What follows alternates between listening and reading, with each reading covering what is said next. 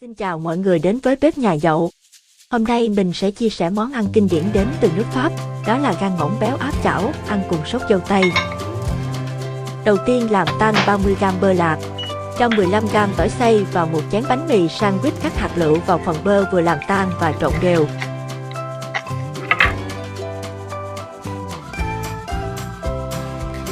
Sau đó cho vào lò nướng ở nhiệt độ 170 độ C trong 8 phút.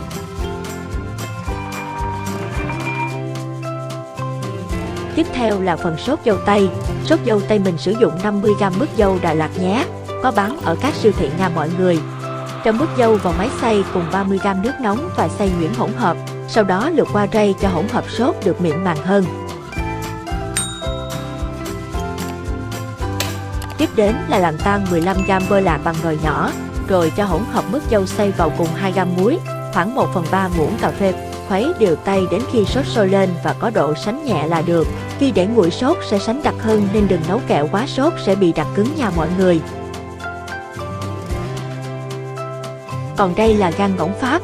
Gan ngỗng này mọi người có thể dễ dàng tìm thấy ở những cửa hàng bán thực phẩm nhập khẩu hoặc tìm mua trên mạng có rất nhiều.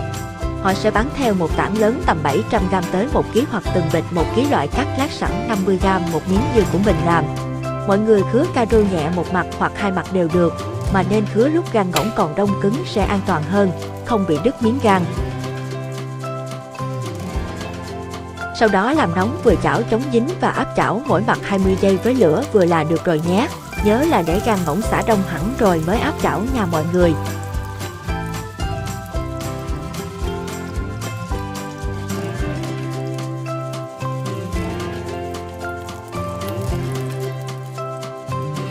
Gan ngỗng này có tính chất béo ngậy nên ăn với những loại sốt trái cây rất hợp đó mọi người.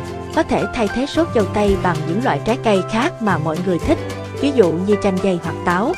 Còn phần bánh mì nướng trong món này để tạo độ giòn và có đầy đủ chất cho một bữa ăn nè.